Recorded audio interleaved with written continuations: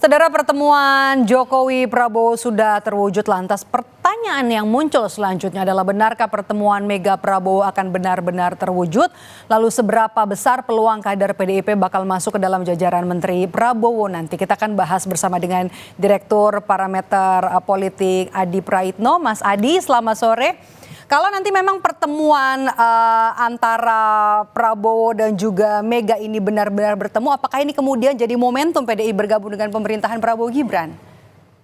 Ya, saya kira itu akan menjadi penebal bahwa sebenarnya PDIP dan Gerindra, Prabowo Subianto dan Megawati Soekarno Putri sangat mungkin akan berkoalisi di 5 tahun yang akan datang. Karena saya kira tanda-tanda alamnya bahwa PDIP akan bergabung dengan Prabowo Subianto ini sudah mulai kelihatan secara signifikan. Pertama misalnya kita sering kali mendengar pidato Prabowo Subianto yang mengatakan politik itu harus saling merangkul, politik itu saling akomodatif.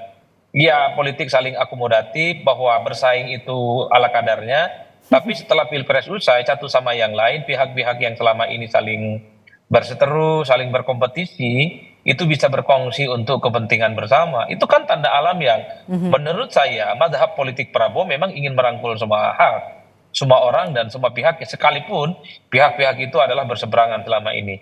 Yang kedua, pernyataan orang Gerindra yang lain mengatakan akan ada kader PDIP yang akan menjadi menteri dari kabinet Prabowo dan Gibran, dan itu dinyatakan oleh sekjen partai yang saya kira menjadi penegas ya betapa memang arah soal bagaimana PDIP berkoalisi dengan Prabowo semakin jelas.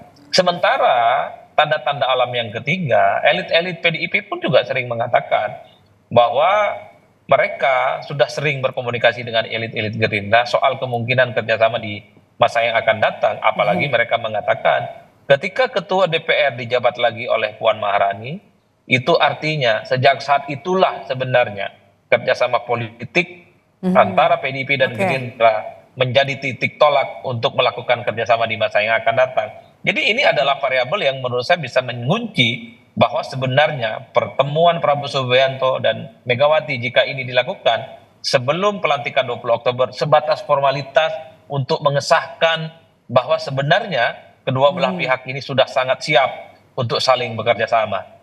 Kita sudah bisa lihat ya disusunannya di MPR DPR. Tapi kan kalau kita bicara nih soal PDIP nih, Mas Adi, kita tahu di Pilpres kemarin PDIP ini firm, lantang betul narasinya soal Pilpres, kemudian juga ada kecurangan di Pilpres. Mungkinkah sekarang berbalik arah, merapat ke pemerintah?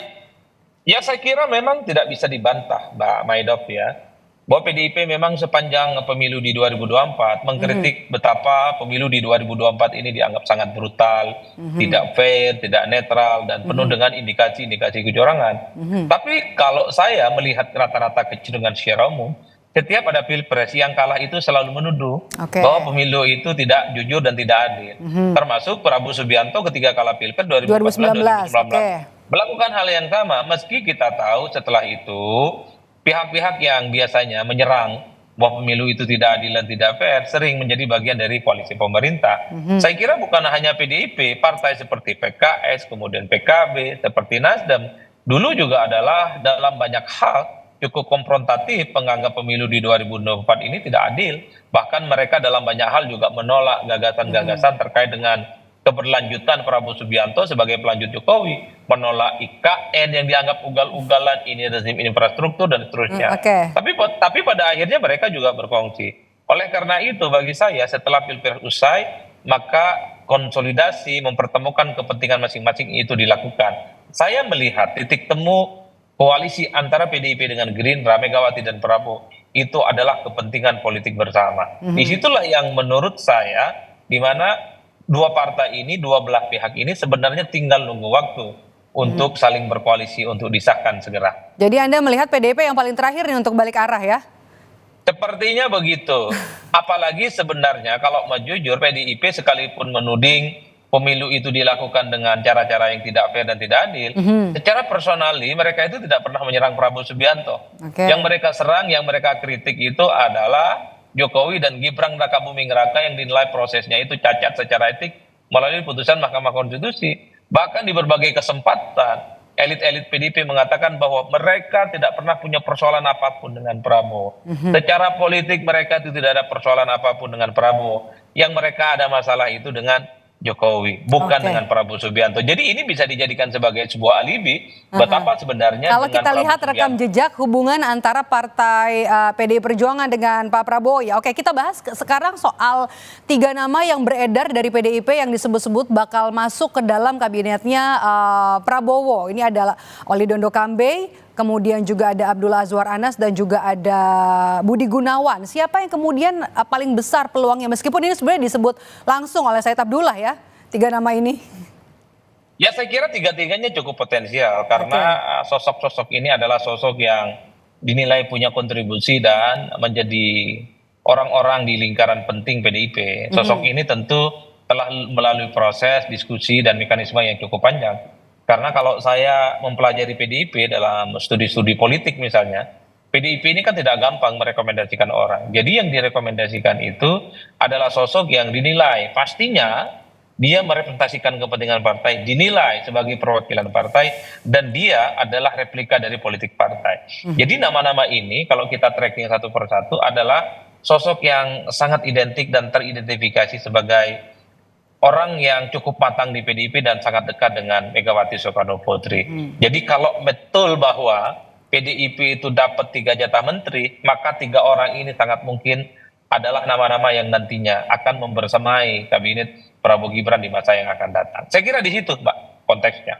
Oke, kalau PDIP jadi bergabung, kalau kita kutip dari Mas Adi bilang tadi sebenarnya hanya sekedar sudah pasti sebenarnya kalau kita baca ya bergabung ke pemerintahan Prabowo Gibran nanti jangan lupa ada Gibrannya di belakang. Bagaimana positioning Jokowi?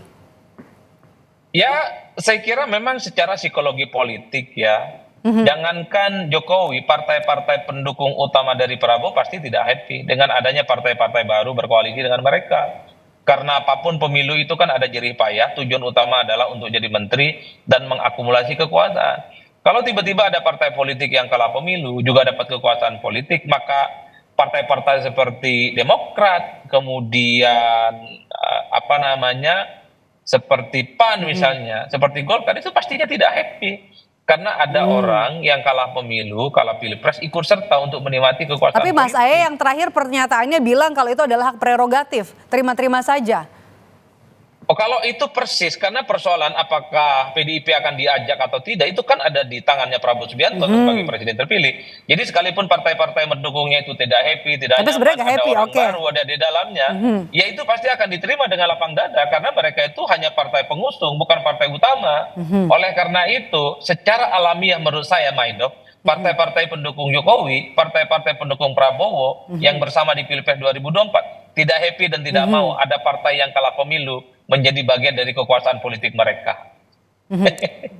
Ini oke, kalau gitu kita baca soal nanti kalau pemerintah sudah berjalan, apakah peluang manuver baik dari partai dari PDIP sendiri ketika nanti di tengah pemerintahan Prabowo ataupun sebenarnya mungkin adakah soal kemungkinan atau peluang kans manuver dari partai pendukungnya Prabowo sebelumnya di Pilpres? Saya membaca 2 hal. Kenapa misalnya PDIP ada kecenderungan untuk dirangkul oleh Prabowo Subianto.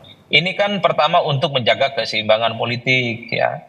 Supaya partai-partai pendukung Prabowo Subianto ini juga mudah untuk dikendalikan. Kalau mereka bermanuver, sering melakukan resistensi, protes misalnya terkait dengan kebijakan-kebijakan Prabowo akan mengatakan bahwa Prabowo Subianto punya teman baru yang namanya PDIP, Partai Pemenang Pileg, suaranya juga banyak. Dalam konteks itulah keseimbangan dalam internal koalisi ini perlu dijaga dengan salah satunya memasukkan partai sebesar PDIP menjadi bagian yang ada di dalamnya.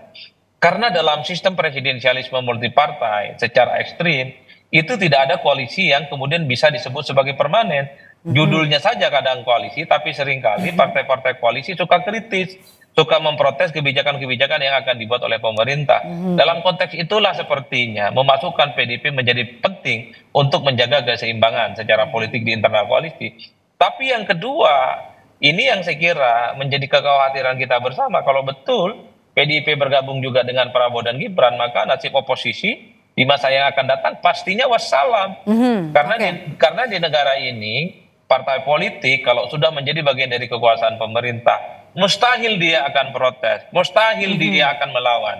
Sekalipun kebijakan-kebijakan itu bertentangan dengan hati nurani rakyat. Oleh karena itu, ketika parlemen semua mayoritas bergabung dengan koalisi Prabowo dan Gibran, maka oposisi di parlemen akan wassalam dan tak ada lagi sparring partner yang kritis yang muncul dari parlemen. Padahal sebenarnya kalau kita lihat sepertinya sikap PDIP diharapkan bisa ada di oposisi ya dan menjadi oposisi yang kuat bagi pemerintahan.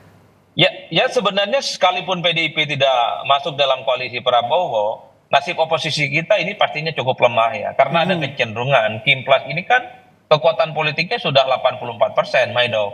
Itu artinya apa? Pengambilan keputusan strategis, baik di DPR ataupun di eksekutif, semua kan melalui mekanisme voting tanpa PDIP sekalipun. Kekuatan pendukung Prabowo Gibran yang namanya Kim Plus itu sudah 84%. Apalagi kalau PDIP jadi bergabung dengan Prabowo dan Gibran, ini semakin mematikan betapa oposisi di parlemen tidak akan ada lagi jalan ceritanya di kemudian hari. Satu-satunya cara, instrumen yang bisa memberikan perimbangan secara kritis kepada pemerintahan di masa yang akan datang, kepada DPR di masa yang akan datang, adalah kelompok-kelompok aktivis, pegiat demokrasi, kelompok-kelompok kritis, dan gerakan-gerakan civil society. Hanya melalui mereka lah bagaimana pemerintahan ke depan ini harus dikawal. Hanya melalui gerakan-gerakan ekstra parlementer inilah kebijakan-kebijakan politik pemerintah yang potensial tidak pro rakyat itu harus dilawan dan dituntaskan setuntas-tuntasnya. Oke, saya mundur sedikit nih, Mas Adi. Kita kalau bicara soal pertemuan antara Prabowo Subianto dengan Megawati Soekarno Putri yang kita belum tahu sebenarnya bakal dilakukan kapan, meskipun disebut-sebut hanya menunggu momen dan sebelum pelantikan rencananya akan digelar. Tapi ini jadi menarik karena sebelum ada pertemuan ini terwujud begitu ya, ada pertemuan antara Prabowo dan juga Presiden Jokowi meskipun ada dalam satu kabinet, tapi kan ini juga jadi pertemuan yang menarik sebelum pertemuan antara Megawati dan juga Prabowo Subianto. Apa yang mau kita baca dari pertemuan ini dan juga sikap Jokowi?